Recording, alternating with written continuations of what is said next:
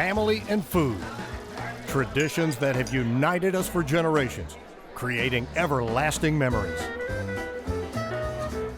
Few things in our lives touch us more than food. We can think of where we were, what we had on our first date. So many activities in life are associated with food, but food also is a collective memory. Everybody can remember something about some wonderful experience with food. It's fun to eat supper with your family, especially when there is good food on the table. We grew up with the meatloaves and the casseroles, the tuna noodle, the mac and cheese, and things that were comfort food, as they would say, very near and dear to our heart. A hamburger barbecue.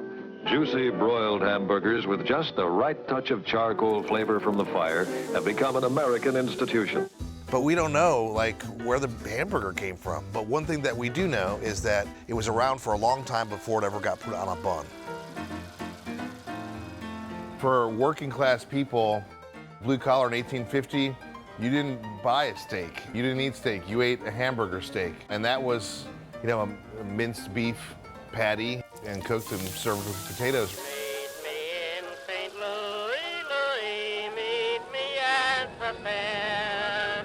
That 1904 World's Fair gave birth to the hamburger, the hot dog, and the ice cream cone. All portable foods that would really typify so much of the food that came out in the 20th century, you know, being mobile. And in Tampa, long before all the fast food chains, there was a 20-cent burger made with a secret sauce that has delighted generations. This is the story of the Goody Goody.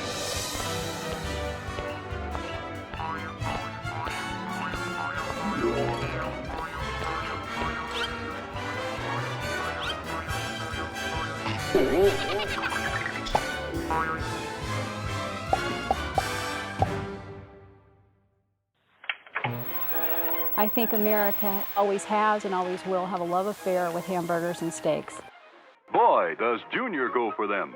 And Sis likes them too. So come on, boys and gals, let's have a barbecue. Probably at age 7 or 8, I was hooked. So I was addicted for years to Goody Goody hamburgers with their nice spicy sauce. I know at the end of some of my pregnancies, I would say, oh, it's time to go to Goody Goody. I want that. There were no fast food places. Burger King, McDonald's, Wendy's, those things did not exist. Television did not exist. At best, we had radio. But the Goody Goody was there. Goody Goody really started out at Hannibal, Missouri, with a fellow named Ralph Stevens, who moved to Tampa in 1925 and started the Goody Goody. He opened up on Grand Central, which is now Kennedy, on Oregon. That was in 1925, and then he moved it about a block away in 1927, and that was on the corner of Grand Central and Rome. Ralph owned the restaurant about 5 years, and then the Stayers and their family, different descendants, owned it for like 51 years. And I owned it for like 33 years on Florida Avenue, and that's the one that's been there forever. That was the downtown Florida Avenue location. It was part of that beauty of early Tampa, I think. It was just a different atmosphere.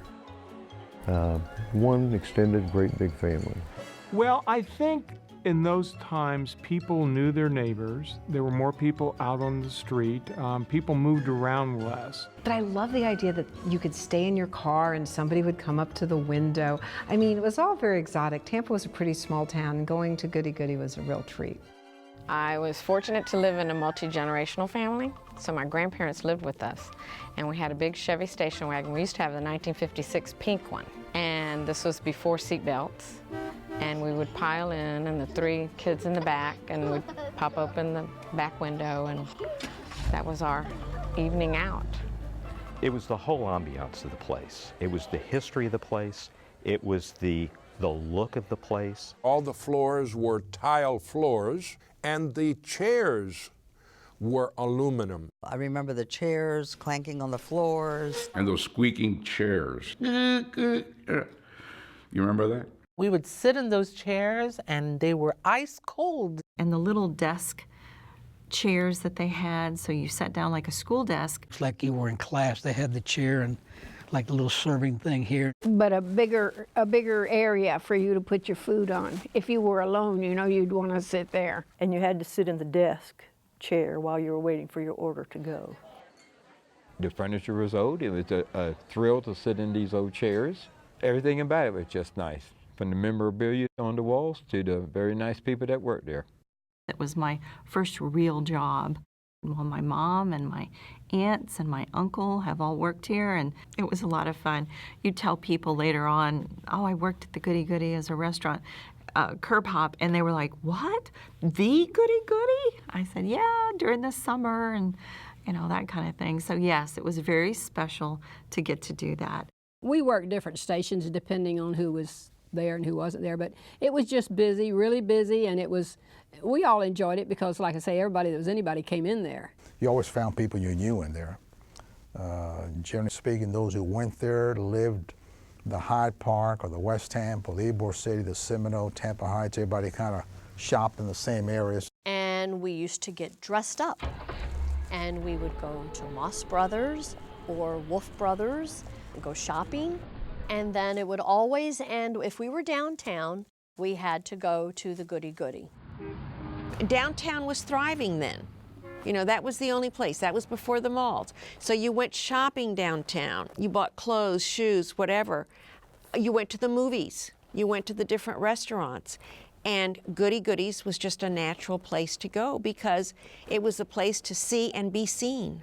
You know, you'd be sitting there and you'd see judges and lawyers and bankers. Doctors, you name it, they all came in the Goody Goody. Well, the Goody Goody was truly what I call a melting pot of American society. It certainly reflected Tampa throughout many years. The Goody Goody was where you took your date when you wanted to show off. That was cheap. It was a cheap date, but we didn't make much money, so we did what we could. And the Goody Goody was a nice place to go. And while the waitresses were gone, you could smooch a little bit. And those are the Goody Goody memories. They did a few things, but they did them so well. It was fast food, but not quite fast food. It was entirely different, and it was unique to Tampa. Uh-oh. We all loved it in Tampa. That was the place to go, to the Goody Goody. Meet you at the Goody Goody. Okay. I even started going to the Goody Goody before I had a car. Before I was 16, I would go with some friends of mine that were old enough to have cars.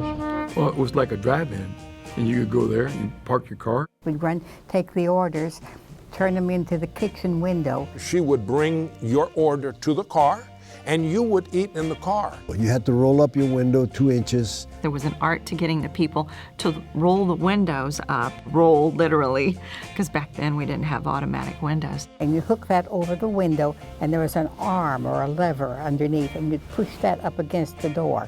And they'd click the tray onto the side of the window. And you must take the tray up, put it just like this up in the air, so that when you present the food down and latch it onto the window, that they see everything right there in front of them. Yeah, and the tips were very good. Yeah, we made pretty good. It wasn't bad at all. I mean, I really love these hamburgers. I've eaten hamburgers all my life, and I've eaten them at a lot of places, but never have I had a hamburger like the Goody Goody burger. Well, when I was a little girl, that's the only place we bought hamburgers, and I thought a hamburger was called a Goody Goody. And we were out of town once, and I asked for a Goody Goody, and my parents didn't understand that I wanted a hamburger because hamburgers meant Goody Goody to me. So many people would have had special memories at the Goody Goody. Drive-in dates, after football, prom dates. My dad proposed to my mother at Goody Goody's, and I like to say, because of good food, the answer was yes. That was our Friday night place to eat with my parents. We'd go to the Goody, and being Catholic, we couldn't eat meat on Friday. They had a super fish sandwich. Me, I used to like a fried egg sandwich. My last memory of Goody Goody was the day that my husband and I found out that we were expecting our first child. My husband said, let's go to lunch, where do you want to go? I said, let's go to Goody Goody, I want a milkshake. I went there as a child a lot with my mom, and so now that my mom's gone, I always associated that with you know, having a hamburger with my mom. I mean, I think for her, you know, I was always her little boy. She wanted to go there. I went there because I just loved the place. My father loved movies. We went to the movies either once or twice a week downtown, the Tampa, the Florida, and the Palace. As soon as we got out of that movie, my father would take me to the Goody Goody, which was right down the street on Florida Avenue. On our very first date, we went to go see the West Side Story, and it was at the Florida Theater. And after the movies, we went to Goody Goody's to eat. So our relationship started, again, like my parents, over a Goody Goody hamburger and a milkshake. And that was a place where he proposed. There were very few synagogues in Tampa in those days, and the synagogue that my family went to was Rodef Sholem Synagogue, which is now on Bayshore Boulevard. But in those days, it was on Palm Avenue, right around the corner from Goody Goody. So on the holiest day of the year, when you're supposed to fast, my family wasn't so very religious that we would fast. And we're food people, and we always have been. And so after services, we would go to Goody Goody, never expecting to see anybody else who was Jewish at Goody Goody, because you were supposed to fast for the whole day until sundown. And lo and behold, inevitably, we would see a lot of people from the synagogue. My father worked downtown, Haber's department store downtown on Franklin Street. And so often we would go and meet him and then go to the Goody Goody. He was the Goody Goody's biggest fan, and he would rather do that than go to Burn's Steakhouse. It's just a taste, you know, that we grew up with. We loved it. You think Goody Goody and a smile comes on. Yes, it was part of our growing up.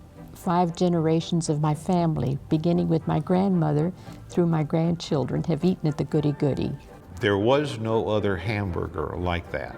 It's part of a very beautiful history because we grew up eating hamburgers at the Goody Goody.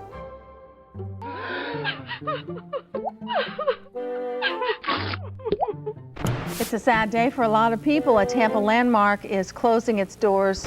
A popular Bay Area burger joint is serving up its last meal. Closing to make way for the real estate boom. Goody Goody will shut its doors at the end of the month. The Goody Goody is closed. It was like a mourning time. Terribly sad. I thought I'd never get to taste it again. Sad in many respects. We had an opportunity to sell the land, came along. At that time, I was retiring. Vaughn was thinking about retiring, and so we thought about accepting the offer and sell it. I was very sad when it closed. I thought I was going to die. I said, you're going to close Goody Goody, please. Anything but that. When the news got out that Goody Goody was closing, everyone, it seemed, wanted to have that one last burger. They wanted to tell Yvonne goodbye. I never got to say goodbye to the Goody Goody formally because the lines were so long and I never had enough time to go in there and have my last meal. The place was jamming. And I waited for 2.5 hours to buy 5 Goody Goody hamburgers. I love the fact that I lay claim to having the last 12 Goody Goody hamburgers, period. I ordered 10 of them, and over the next few days, our family shared them, and I think I gave 1 or 2 to a friend. And I had 2 left, and I decided to freeze them. And I still have them frozen. I've survived hurricanes and power outages all these years. You know, there's so many Tampa institutions that are closed, like Lakatas and Amalia's and Falgi's that used to be on Bayshore. And there's so many of them that are disappearing. Goody Goody's last day is November 30th. I didn't know what to do with myself. I had worked so many years. The Goody Goody was gone.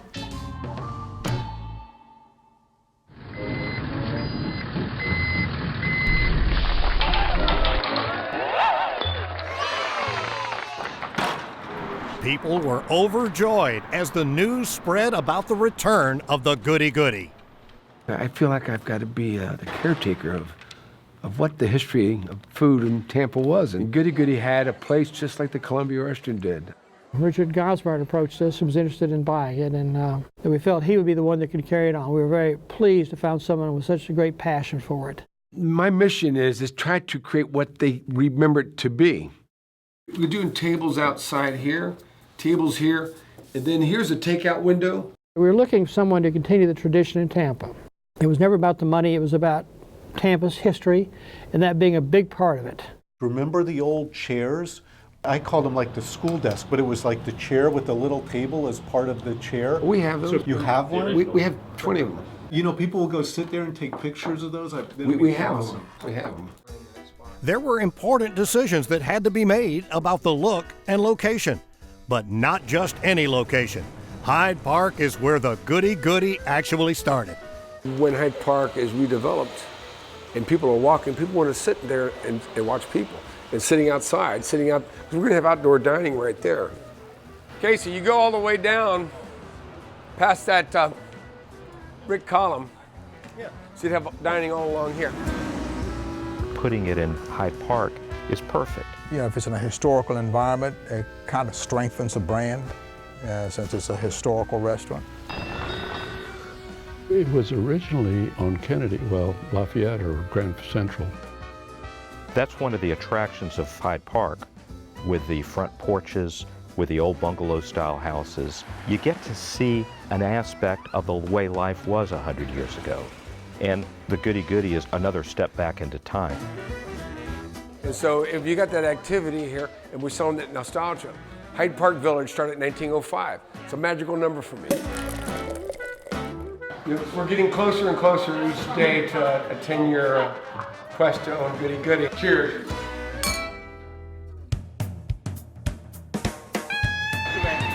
How are you?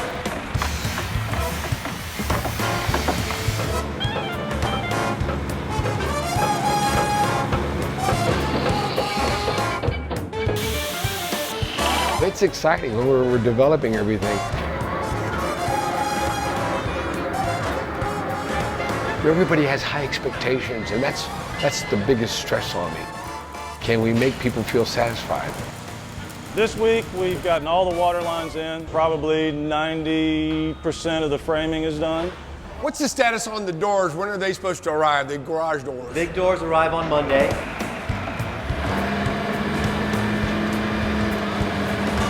We're listening to our local architect and our contractor and the challenge we might face. And so we changed the doors that are open to the public. We're level here, and I know that that's level up there.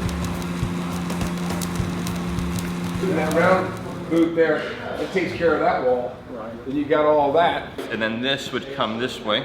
That's the other part of that round booth, so that goes in the kitchen. And this is what, mirror? This is mirror. Awesome. And then, as you can see, the difference in thickness in those yellow and the different color greens, we changed that. This is over 2 years in planning. A lot of heartache, a lot of trials. You know, not everything's worked, believe me. Carl, when you look at this drawing, to me, that looks like a different dimension than that's there. 1 foot 2 inches. I'm gonna measure it. It's 13, so that's more than 14. Something about it looks different to me. The stripes are reversed. Gold and a green, you got 2 green and a gold. That changed the whole look. There's too much green. I dislike it so much that I won't accept it.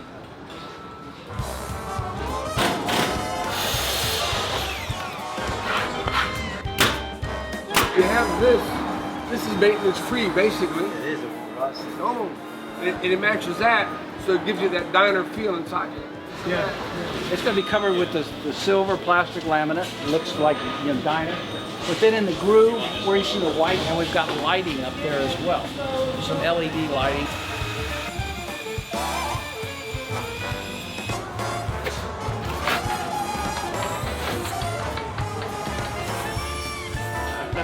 I'm having too much fun. Honest to goodness. Where are we going to put my guitar? Yeah. I was thinking this one here, this style, this color. Top has this piece right there with a chamfered edge.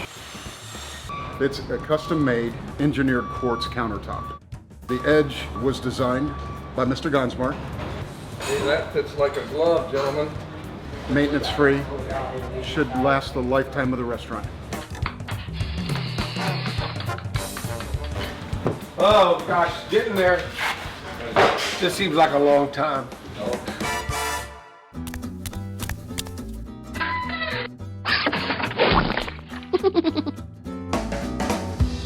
Of course, one of the things that made Goody Goody so special remains a big secret. And everybody has a theory about what's in the secret sauce recipe. The Goody Goody had a secret sauce. It's the only one I've ever seen like it. It's truly a unique burger. Oh, the sauce. The sauce made it. And I remember the code. As a waitress, you wrote in code, and the hamburger all the way was 1 P.O.X, pickles, onions, and sauce, the secret sauce. And it was the most incredible sauce that I had ever eaten. And I've never tasted of another burger since in all my life that had that special sauce taste to it. It was just yummy. An incredible amalgam of taste, like electricity in your mouth. It was like a perfect combination. I mean, you could spend your life trying to make the secret sauce, and it never comes out as good as you remember it. Heaven knows what was in it. We just knew it was good. I don't want to know. It's a secret. It's not just the sauce. You got to have a 30-year-old griddle top to cook those hamburgers, because the flavor, a lot of that flavor comes from. Yeah, you shouldn't clean the top off. Yeah, it's got to come from that. I don't know what the mojo was. Hopefully Richard Gonzmart does. There's a certain level of pressure. The expectation is there, but it has to be actually much better than what it was. We've seen different variations, different types of tomatoes they may have used. I can't give you everything, but some little secrets in there. Okay. He's going to be tasting that sauce and going, nope, not right, so it's perfect. So it couldn't be in better hands.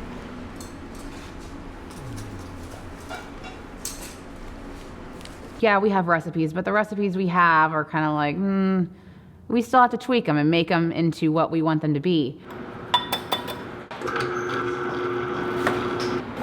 It took me 10 years to buy Goody Goody. It's taking me over 2.5 years developing the recipes.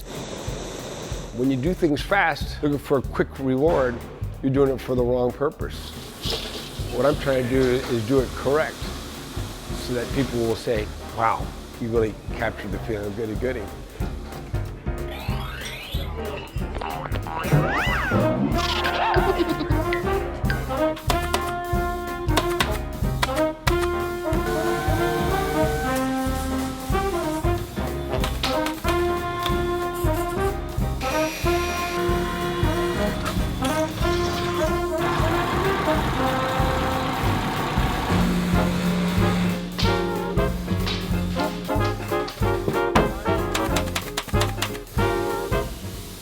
This is a CNC machine.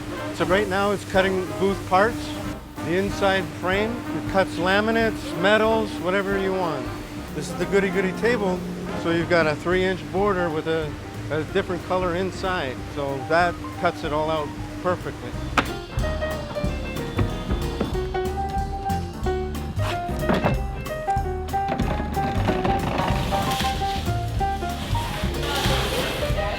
It's not bright, it's kiwi and mango. Yeah, I like that. I like this contrast. And then the other booths have a different contrast.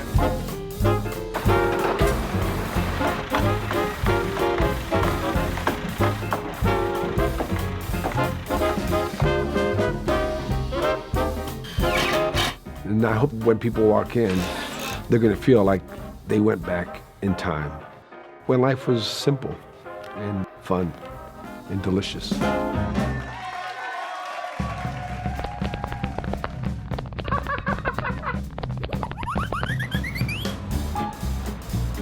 We're training the basics today. That'll be in and that'll be out.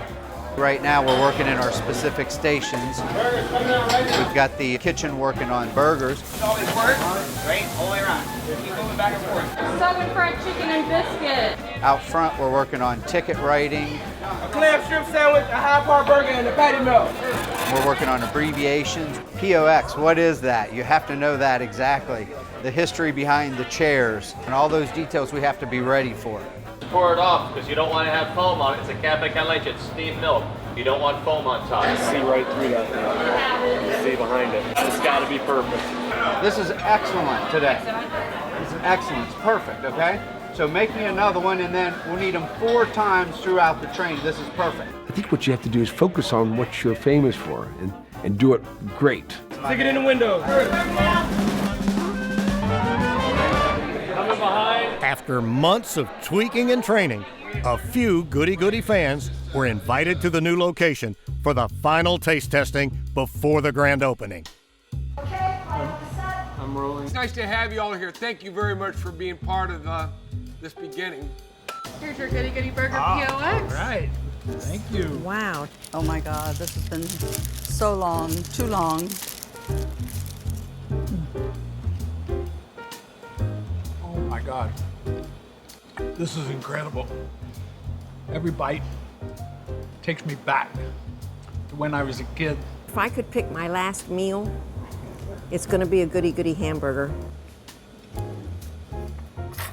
This is perfection. Absolutely. So for the last years, I have been trying to duplicate this sauce with no success whatsoever at all. Goody Goody Burger P.O.X. and a Goody Goody Burger P.O.X. with extra sauce. Thank you, ma'am. Thank you. I've always liked the Goody Goody sauce. It's excellent. And the sauce is good. Yeah. Real good. Great job with the fries, too. Just phenomenal. I mean, the sauce is juicy enough. It's spicy enough. I love the diced onions. The burger itself is tender the way I remember. It's just like visiting an old friend. This was wonderful. Yeah. Speed. Speed. Come to Papa. Waited a long time for this. Welcome back, darling.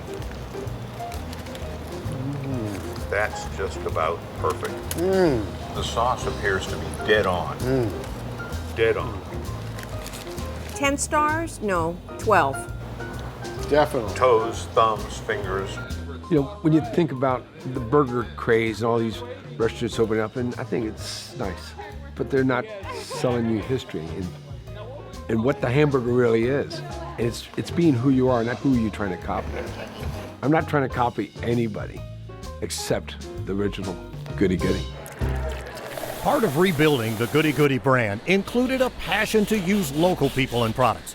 I think people are going back to, hey, let's taste this wonderful item that's made from scratch and where there's love put into it and it makes me feel good. That was something that really intrigued me by the whole Goody Goody project and Mr. Gonzmart and the way that he is always proactive about wanting local people to be a part of a local project. Absolutely. It makes a big difference when you can trade local. We were established in 1911 here in Tampa, and we're being operated now. I'm the 4th generation. On our production side, we're producing the old Meeting House ice cream. Goody Goody connection goes back many years. In my childhood, on Sundays, we would always frequent Goody Goody. We were asked to come in and do a sampling with Richard to tweak to the taste buds of the time when Goody Goody was in its operation. And we did. We're using vanilla, chocolate, strawberry, orange, and lime sherbet. My favorite would be the strawberry.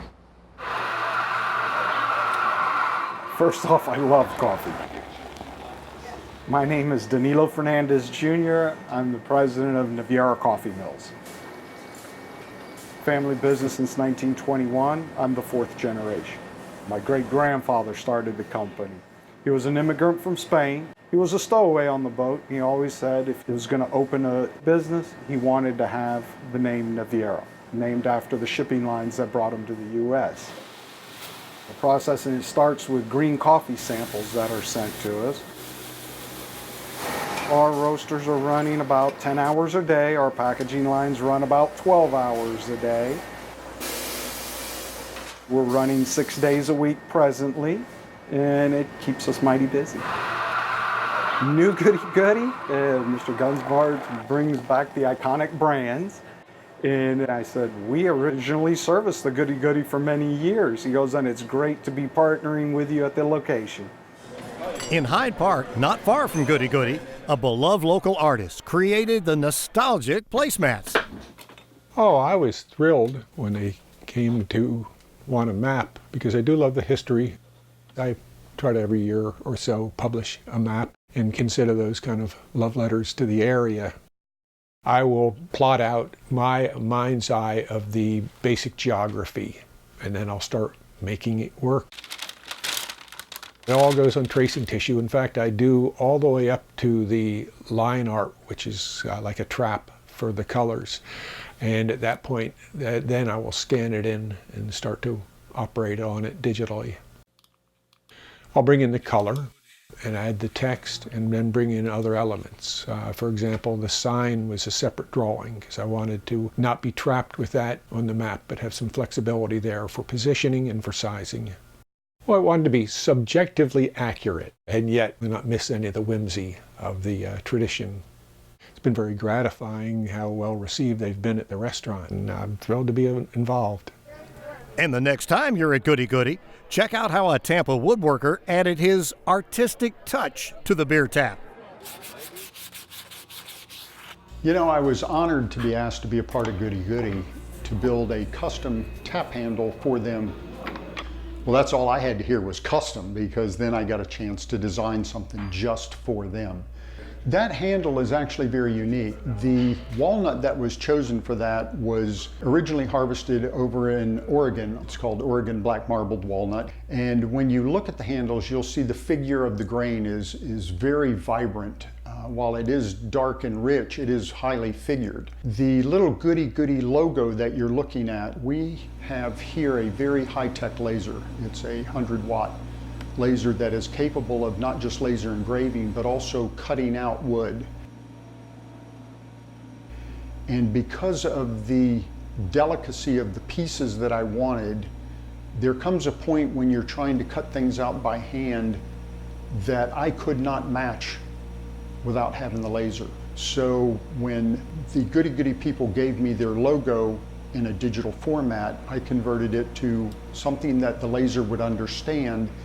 And then those little tiny letters that you see on there, the Goody Goody, the laser cut those out for me so that then I could make the sign, recess the letters into the sign. I was gluing those letters in with tweezers and high-powered magnifiers on my head. I looked like some mad scientist out there making these individual tap handles. It just reflects the whole atmosphere of the Goody Goody and the sign out front that is so traditional that people have come to recognize just by its mere shape.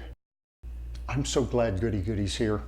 I live a block from Goody Goody, and in Hyde Park Village, there hasn't been what I consider a diner that I feel like I can go to several times a week and always find something new on the menu I haven't had before.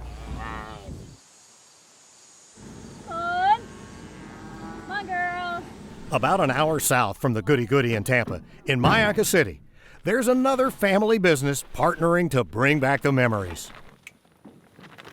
My name is Jim Strickland, and I'm one of the owners of Strickland Ranch. The cattle ranching has probably been in my family close to about 5 generations. I'm also a 5th generation.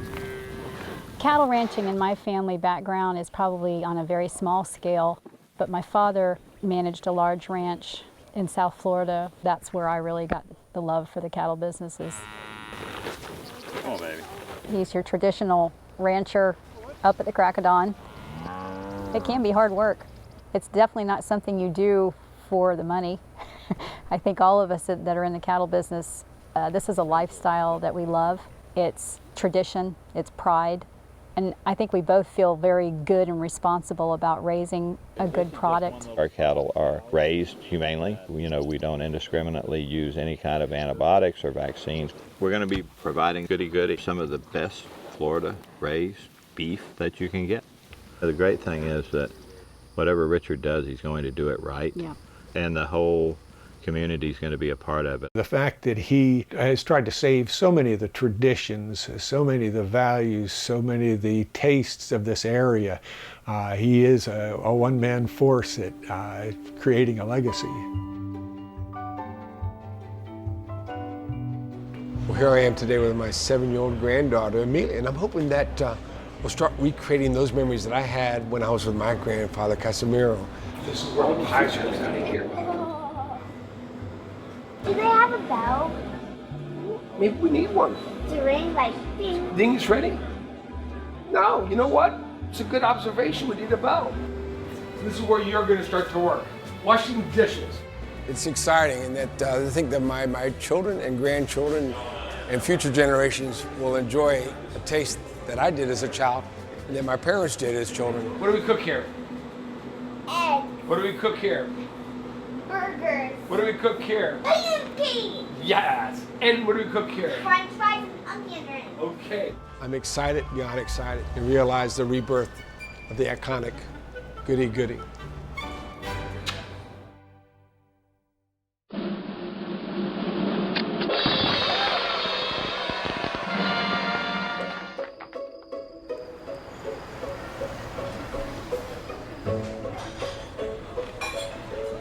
It's a goody morning in Hyde Park. Today's the beginning of a tradition that started in 1925. I feel a lot of responsibility to preserve, but to make it better than it was. I really, really do. I want to thank each one of you for your dedication, hard work, but here's the deal, just have fun.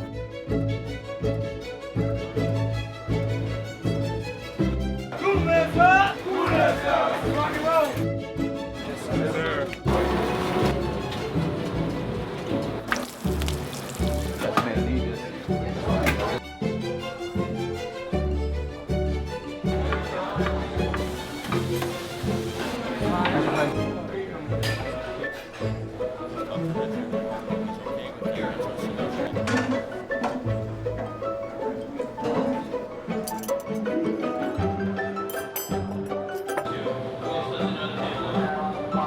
Mike Smith says it's never too early for a Goody Goody burger. And on opening day, before the sun was up, he was waiting for the doors to open. This is the event. This is what everybody in Tampa has been waiting for years and years. And I wanted to be here first. I got here around 5:30. We've been watching this happen now and coming for the last 2 years. I wouldn't miss it for anything. Goody Goody is history.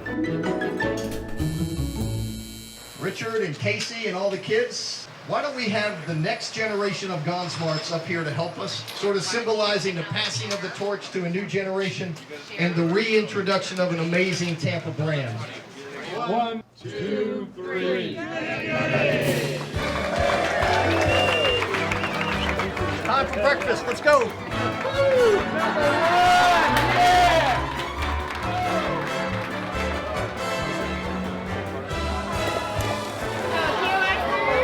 Two P.O.X. is swinging over.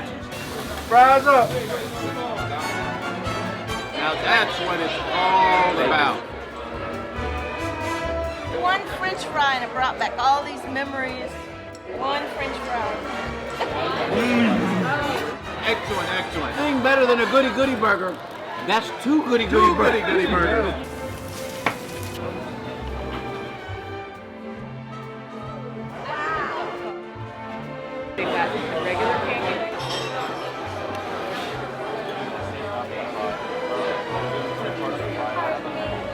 Wonderful. Really good. Yep. I've been watching it. We've been driving by, taking pictures, and waiting for the opening day. And I wanted to be here at the grand opening to see what they did and how it turned out. You got that Jimmy coming up, pork sausage egg coming up. Stay with it. Stay with it.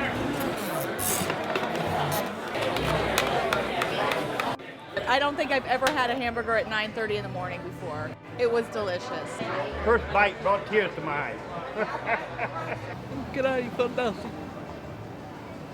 I'm very old, and I want to be here today to remember. And I remember going to the Goody Goody on Florida Avenue in the car hop. Sitting in the car, they bring you the food. I remember that like it was yesterday. I had a burger with double sauce, and it was actually better than I remembered as a child. Oh, it feels magnificent. We're very, very excited, and this is a very special day. It feels great. There's been such huge anticipation and all of us, and there's so many of us have been working so hard towards this. So the fact that today it's finally here is kind of mind-blowing. These are the kinds of days that when you're the mayor, even if it is 6:30 in the morning, you love to do. This is a 14-year dream. We're bringing back to life this iconic brand, Goody Goody, for future generations. It's everything I could wish. I'm proud we were able to make it happen. It's one of those things that once you sample a Goody Goody hamburger, man, you've tasted the best. I still want to know what's in that sauce. I think it was made with a base of tomato sauce, but it was cooked. It had some type of little spice. Like a Tabasco sauce that's not hot. It's got a little bit of sugar.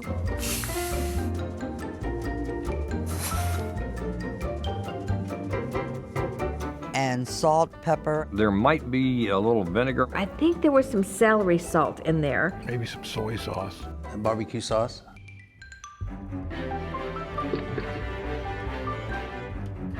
Maybe a little mayo. It's like a jazzed up ketchup almost, like a jazzed up thick ketchup. Probably garlic powder. I think it had onion. So it had like liquid smoke in it, you think?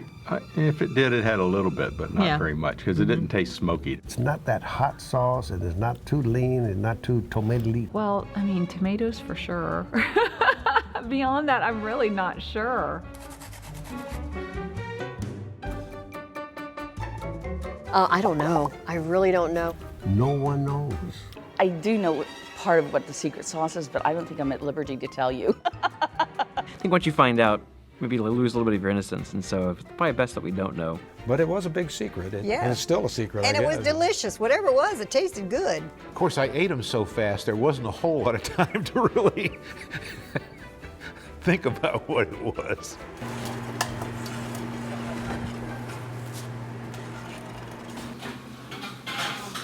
Put your sauce on the meat.